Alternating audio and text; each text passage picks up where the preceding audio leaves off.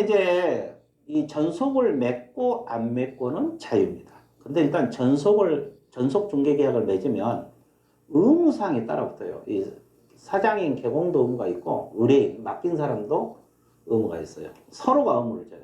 예를 들어서 이 둘이 전속을 맺었잖아요. 이렇게 이 전속 중개 계약을 맺었어요. 그러면 이 사람에게도 의무가 있고 의뢰인에게도 의무가 있다 이 말이에요. 서로가 의무를 지는 거예요. 이렇게. 그럼 이제 전속에서 주로 공부할 것은 이 의무사항들이에요. 이걸 주로 공부하는 거예요. 우리가 공부할 것은 의무사항들이에요. 그러면 공부 다 끝난 거예요, 사실. 의무를 공부해 놓으면. 그럼 이제 우리가 이것부터 먼저 공부하자. 개공 의무사항. 이거 이제 여기 개업공인 중에서 의무사항. 이거 공부를 다 하고 나서 의뢰인 의무사항도 또 공부하자. 순서대로. 이거 의무사항 공부하고 이거 공부하자. 이 말이죠. 자, 그러면 개업공인에서 의무사항은 일단 여기 보세요. 전속 중개 계약서 작성 의무도 있고 보존 의무가 있어요. 자, 이게 첫 번째 의무입니다. 이거 부연 설명이죠. 개공이 전속 중개 계약을 체결하고 있을 때는 전속 중개 계약서를 사용해야 한다. 이 말은 전속 중개 계약서도 법정 서식이 있어요. 법정 서식. 이 법정 서식이 있거든요. 그러면 아까 우리가 일반 중개 계약하고 한번 비교를 해볼게요. 일반 중개계약 같은 경우도 법정 서식이 있는데 그 서식을 안 써도 된다 그랬어요. 그랬죠? 근데 전속 중개계약서는 법정 서식이 있고 이 법정 서식만 써야 돼요. 다른 서식 쓰면 안 돼요. 그리고 아까 일반 같은 경우는 보관 의무가 없다 그랬어요. 근데 이건 3년 보존을 하게 됐어요. 이게 나와 있잖아요. 그래서 의무적으로 전속 중개계약서를 써야 되고 법정 서식만 써야 됩니다. 또 3년간 개공이 보관을 해야 돼요. 그러니까 전속은 두 부를 작성하는 거예요. 일반도 그렇고 전속도 그렇고 이 중개계약서는 두 부를 작성을 해서 의뢰인 한 부 갖고 개업공인중개사 한 부 갔는데 개업공인중개사는 3년을 보관하라. 근데 아까 일반 중개계약서는 보관 의무가 없다. 전속은 3년을 보관하라. 이걸 이제 염두해서 공부를 해주시면 되겠습니다. 자, 그 다음에 두 번째 전속을 맺을 때 의무가 뭐냐면 이 정보를 공개하라 그랬어요. 아까 일반 같은 경우는 정보 공개 의무가 없어요. 스스로 할 수는 있어요. 일반 같은 경우는. 스스로 공개는 할 수 있는데 법에서 뭐 의무적으로 하라는 규정이 없어요. 안 해도 돼. 근데 전속 같은 경우는 한 사람이 맡겼으니까 법에서 이제 의무적으로 정보를 공개하라는 거지. 뭐이든 며칠 이내 해야 되냐? 전속 중개계약 체결 후 7일 이내 해줘야 돼요. 이건 이제 기간이니까 당연히 알아야 되고. 그러면 어디다 정보를 공개를 해야 되느냐? 부동산 거래 정보망이나, 이 정보망은 이제 다음 시간에 배울 건데, 우리가 이제 부동산 사이트들 있잖아요. 뭐 우리가 이제 여기서 정보망은 국토교통부 장관 지정을 받은 정보망이에요. 근데 이제 우리가 그 정보망보다는 우리가 시중에 사설 정보망들 많잖아요. 뭐 네이버 부동산도 있을 거고, 뭐 다방, 직방 뭐 이런 거 있잖아요. 뭐 선전하잖아요. 다방, 직방 뭐 이런 거. 이건 이제 여기서 말한 정보망하고 원리는 같아요. 근데 우리가 여기서 말한 정보망은 국토교통부 장관의 지정을 받은 정보망, 공식적으로 지정을 받은 걸 말하고 지금 내가 이야기했던 정보망들은 다 사설 정보망들이에요. 근데 사실 뭐 사설 정보망이 더 잘 되고 있죠. 그런데 하여간 여기서는 이제 국토교통부 장관의 지정을 받은 겁니다. 국장의 지정을 받은 정보망에 정보를 공개하든 또는 일간신문에 공개를 해야 돼요. 그럼 뭘 공개해야 되냐?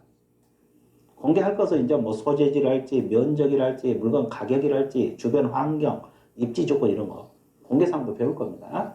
다만 의뢰인이 제발 공개하지 말아주세요. 의뢰인이 공개하면 안 돼. 의뢰인이 공개하지 말라는데 원래 공개한 거 뭐요? 거래를 빨리 성사시켜서 공개한 거 아닙니까? 근데 의뢰인이 공개하지 말아달라 하면 또 공개하면 안 돼요. 아무 말 없으면 공개해야 한다. 의무예요, 의무. 또 하지 말라면 해서는 아니 된다, 의무. 이거 위반하면 제재가 따라붙죠? 등록 취소 사유요, 임의죠. 자, 그 다음에 또 공개를 했으면 생각을 해보세요. 공개를 했으면 내 물건이 어느 신문에 공개가 되고 어느 정보망에 공개되고 몇 월 며칠 날 올라가고 이걸 모르잖아요, 의뢰인은. 개업공인중개사는 공개를 한다고 했는데 의뢰인들은 자기 매물이 올라간지를 몰라. 그러니까 개업공인중개사가 정보를 공개할 때는 지체, 여기 지체 없이 나왔네. 의뢰인에게 공개했다고 통지를 해줘야 돼요. 문서로서. 그러니까 전화 걸어가지고 구술로 통지를 하면 안 돼. 그러니까 반드시 서면화 시켜서 내가 어느 신문에 몇 월 며칠자에 정보를 올려보냈다. 이렇게 알려줘야 된다는 거지. 이것도 안 알려주면 또 제재를 받습니다. 업무정지 사유가 돼요. 그래서 이제 이런 의무사항 공개를 해야 되고 공개했으면 공개했다는 사실을 알려주라. 이게 이제 의무사항들입니다. 자, 그러면 이제 정보 공개 내용 있잖아요. 이거 시험 자주 나와요. 그럼 뭘 공개를 해야 되느냐?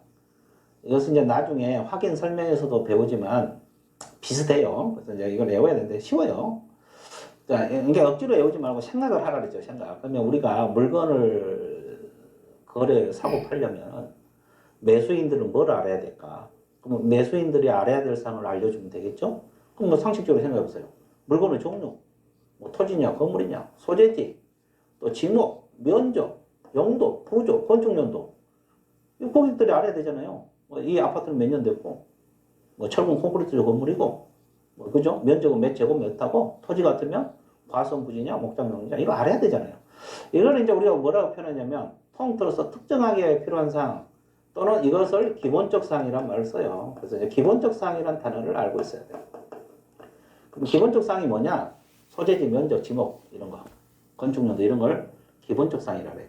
그래서 이제 여기서는 법에서는 특정하게 필요한 사항 이렇게 표현하는데 이 기본적 사항이라는 단어가 더 자주 써요.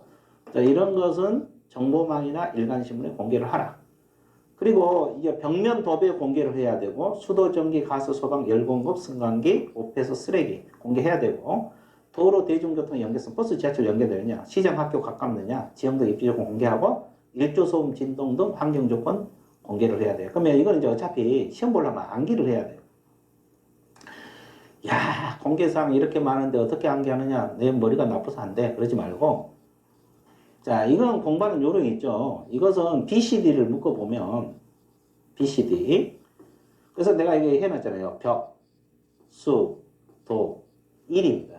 1, 여기 뒤에 있죠? 일조량, 소음, 진동에서 1. 이, 저는 벽수 도의를 1년간 여러분들하고 같이 움직여요. 그러니까 정보 공개 사항 중에서 벽수 도일 이렇게 암기하시면 돼요. 그러면 이 벽수 도일 두 문자로 공부할 건데 벽수 도일 빼버리면 이거 암기할 것도 없어. 상식 생각하면 다 나와요. 공개 사항이. 자, 벽수 도일은 공개 사항이 들어갑니다. 근데 두 문자 장점도 있지만 두 문자는 단점이 또 많죠. 벽수 도일은 외워놨는데 도가 뭔지 몰라. 도가. 그렇죠? 오로지 도로 하나만 알아. 그러면 시장, 학교 근접성도 도로 쪽에 들어가고 지형 등 입지 조건도 도로 쪽에 들어갑니다. 근데 벽수 도의로 내고나는데 제가 하다 벽수 도의 하니까 그 기회 모시 밖에서 다 알아. 근데 뒤쪽으로 몰라. 그러면 수도만 알아. 그럼 뒤에 전기, 가스, 소방, 열공급, 승강기, 배수, 오폐수 이런 것도 따라 붙는데 오폐수 쓰레기가 공개하자 그러는데 몰라 그래. 왜? 수만 외워놨으니까. 이 두 문자 단점입니다. 그런데 장점도 있죠. 그래서 하여튼 이 두 문자로 공부할 때는 항상 여러분들이 생각을 하셔야 돼요. 벽수도일은 외워놨는데 벽이 뭐지? 그럼 한 번씩 생각을 해보세요. 이 벽수도일은 정보공개사항에 들어갑니다. 그리고 상식적으로 소유권, 전세권, 저당권, 권리관계. 고객이 저 물건에 저당 잡혀 있는지 전세권이 설정되는지 알아야 되잖아요. 이거 설명해 줘야 되죠. 근데 각 관리자 주소, 성명, 인적사항 설명하면 안 돼요. 공개해서는 안 돼요. 설명이 아니라 공개해서는 안 됩니다. 왜 그러냐면 저당권자 성명하고 주소 이런 거 인적사항이잖아요. 이걸 신문에나 부동산 거래 정보망에 공개해버리면 안 되지. 프라이버시 침해지. 사생활 침해가 되는 거예요. 그래서 이 전세권이 설정되고 뭐 전세금이 얼마고 이런 거 공개해도 되지. 근데 이 전세권자 성명, 주소, 주민번호 이런 거 공개하면 안 되지. 이런 거 공개하면 안 돼요. 그래서 공개해서는 아니 된답니다. 아니 할 수 있다가 아니에요. 그리고 이제 이 공법상 이용 제한 거래 규제도 공개해야 되는데 이건 뭐냐면 이제 공법상 이용 제한은 여러 가지가 있어요. 근데 하나만 예를 들면 이걸 생각하면 돼요. 공법상 이용 제한은 여러 가지가 있는데 하나 생각하면 이걸 생각하면 돼요. 뭘 생각하면 되느냐? 개발 제한 구역 있잖아요.